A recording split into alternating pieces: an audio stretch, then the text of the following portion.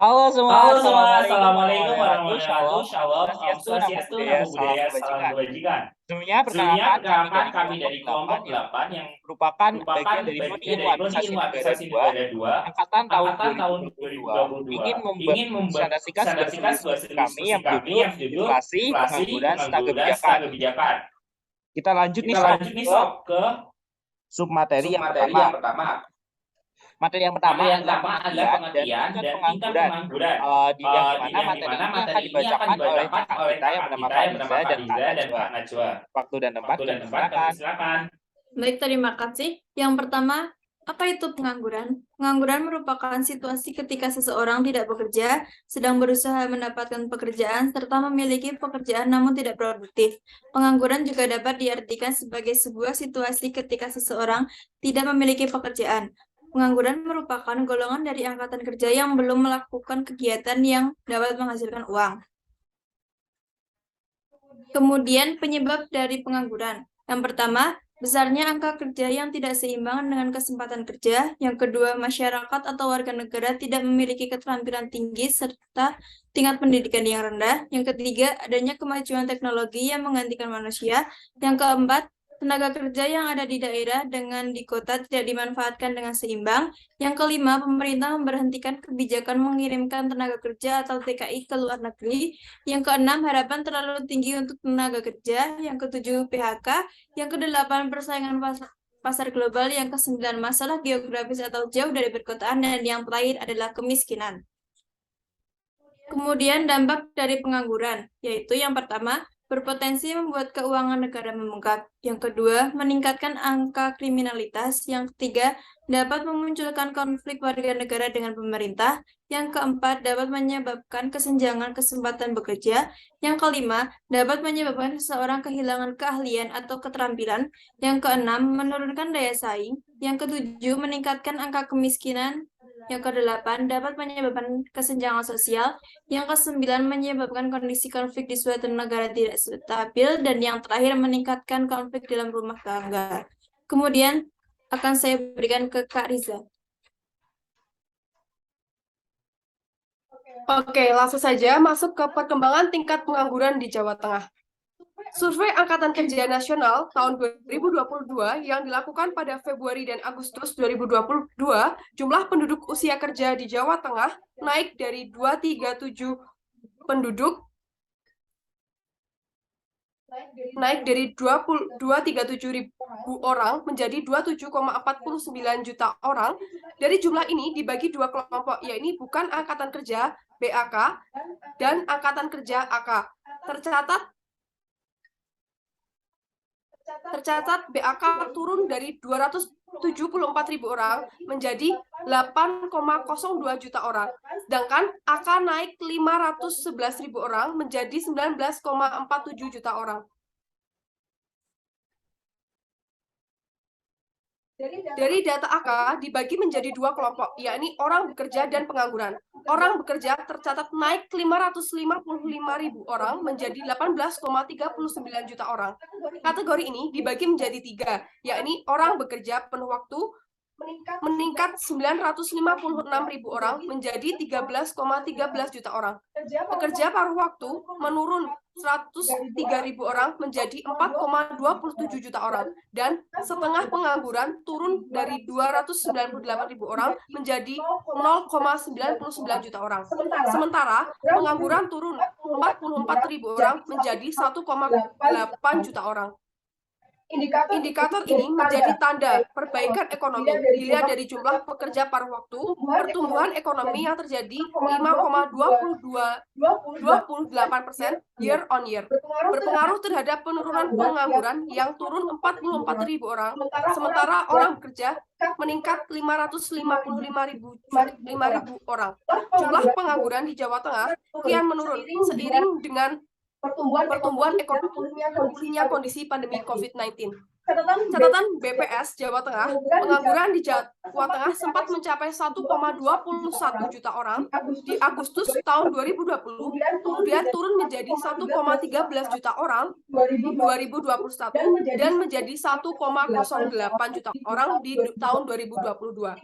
Tingkat pengangguran terbuka di Jawa Tengah berada di angka 5,50% dibanding Agustus 5,57% Agustus 2022 atau menurun 0,38% dibanding Agustus 2021. Angka ini di bawah angka pengangguran nasional yang mencapai 5,85%. Kemudian penyebab terjadinya pengangguran, yaitu tekanan demografis dengan jumlah dan komposisi angka kerja yang besar, kemudian pertumbuhan ekonomi yang jauh lebih kecil daripada pertumbuhan angka kerja, dan dampak dari pandemi COVID-19, dan juga kecilnya jumlah lapangan kerja yang tersedia dari jumlah pencarian kerja, kemudian kompetensi pencari kerja yang tidak sesuai dengan pasar kerja. Kemudian cara mengatasi. Yang pertama, meningkatkan mobilitas modal dan tenaga kerja. Yang kedua, memindahkan kelebihan tenaga kerja dari tempat dan sektor yang kelebihan tenaga kerja ke tempat dan sektor ekonomi yang kekurangan tenaga kerja. Dan yang ketiga, mengadakan pelatihan tenaga kerja untuk mengisi formasi lowongan kerja yang kosong. Dan yang terakhir, upaya Kementerian Tenaga Kerja mengatasi pengangguran di masa pandemi COVID-19, Kementerian Tenaga Kerja akan melakukan pelatihan berbasis kapasitas dengan mengoptimalkan Balai Latihan Kerja atau BLK Kementerian Tenaga Kerja. Oke, waktu dan tempat saya kembalikan kepada moderator. Wah, sangat lengkap sekali ya materi yang sudah disampaikan Mbak Diza dan Mbak Najwa. Oke, kita lanjut nih ke submateri yang kedua, yakni pengertian dan tingkat inflasi, yang dimana akan dibacakan oleh Kak Febri dan Kak Eksa. Untuk Kak Eksa dan Kak Febri, waktu dan tempat dipersilakan.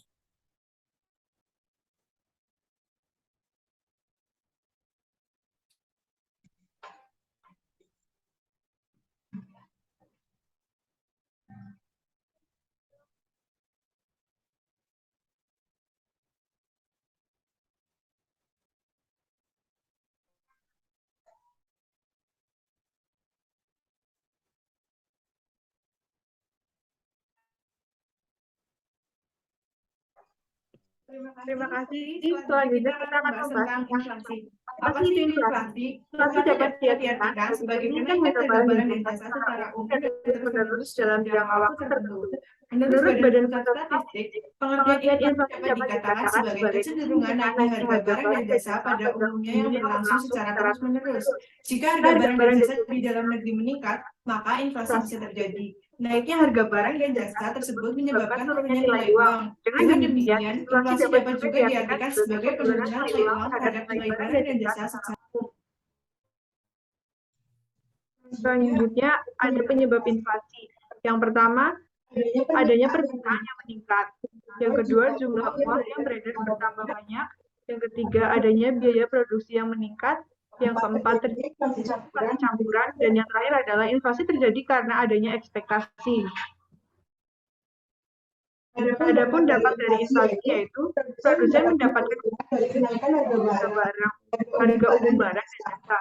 Yang kedua, menurunnya daya beli masyarakat. Dan yang terakhir adalah mempengaruhi kemampuan ekspor suatu negara. Selanjutnya dari tingkat inflasi.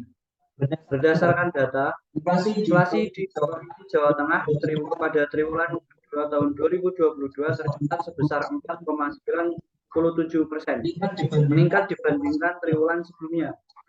Capaian tersebut juga sejalan dengan peningkatan realisasi di tingkat nasional yang tercatat sebesar 4,35%. Seluruh kota tanpa rawan inflasi di Jawa Tengah mencatatkan kenaikan inflasi dengan kenaikan tertinggi terjadi di Kota Surakarta. Inflasi di Jawa Tengah pada triwulan tahun 2020 diperkirakan masih akan meningkat. Dari sisi internal, peningkatan tersebut diperkirakan bersumber dari kelompok transportasi yang diperkirakan terjadi seiring dengan peningkatan harga energi global. Dari sisi eksternal, kebijakan The Fed untuk menaikkan suku bunga acuan lebih tinggi dari perkiraan akan berdampak pada apresiasi mata uang dolar, sehingga diperkirakan akan mendorong kenaikan harga barang impor atau imported inflation.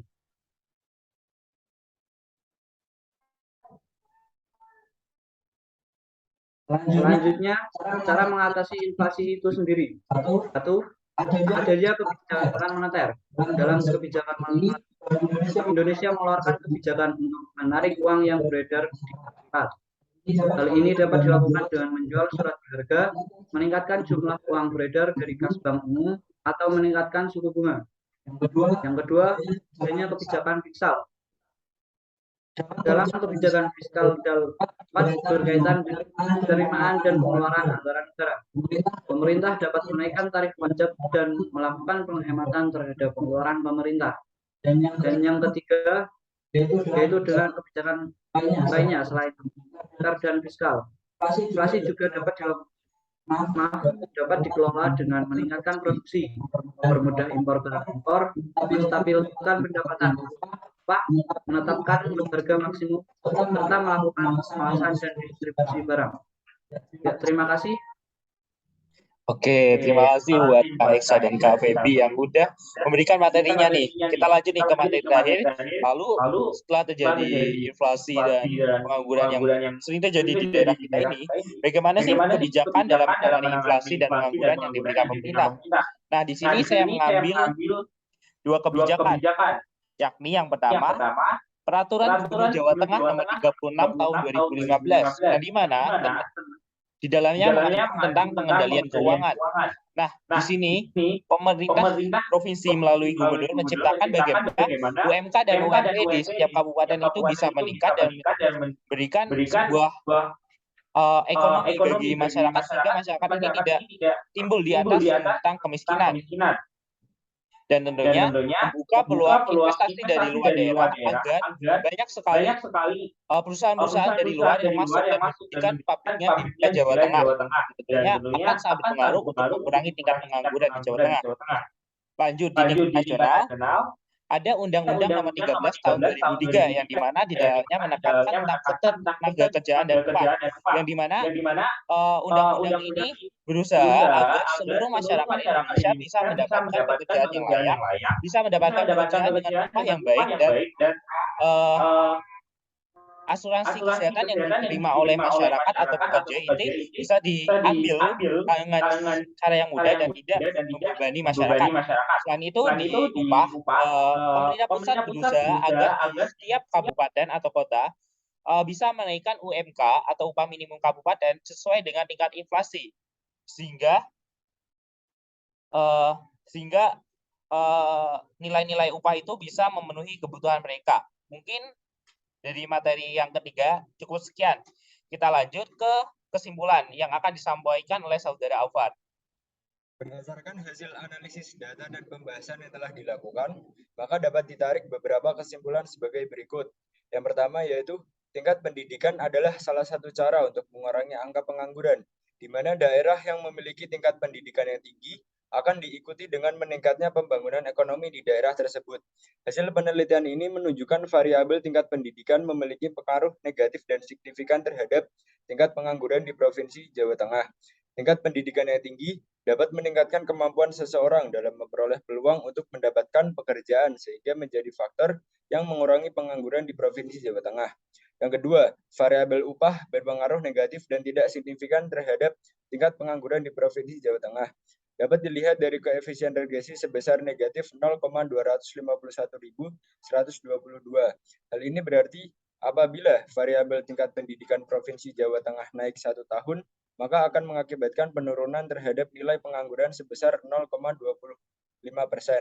Pemerintah harus menyelaraskan antara kebutuhan pokok masyarakat dengan pendapat masyarakat, agar tidak terjadi kesenjangan antara pendapat dan pengeluaran yang berpengaruh negatif terhadap pengangguran.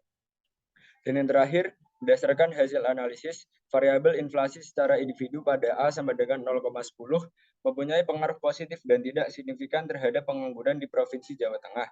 Berarti, ketika inflasi mengalami kenaikan dan menyebabkan tingkat konsumsi naik, dan ketika tingkat konsumsi naik, maka akan menyebabkan baiknya permintaan tenaga kerja, sehingga pengangguran di Provinsi Jawa Tengah akan mengalami penurunan. Wah, itu sebuah kesimpulan yang sangat ringkas, teman-teman. Sebelum kita mengakhiri sesi sharing dan diskusi kali ini, ada sebuah quotes nih, tetap fokus pada satu tujuan, lepaskan amarahmu dan mari berdiskusi bersama kami. Mungkin sekian hasil diskusi dari kelompok 8 tentang mata kuliah ekonomi pada hari ini. Semoga bisa menjadi sarana atau tempat teman-teman diskusi bareng bersama kami. Apabila ada yang ditanyakan atau apapun itu, bisa komen di bawah dan bisa mungkin subscribe YouTube kita. Mungkin sekian dari kelompok kami. Wabillahi taufik wal hidayah. Wassalamualaikum warahmatullahi wabarakatuh.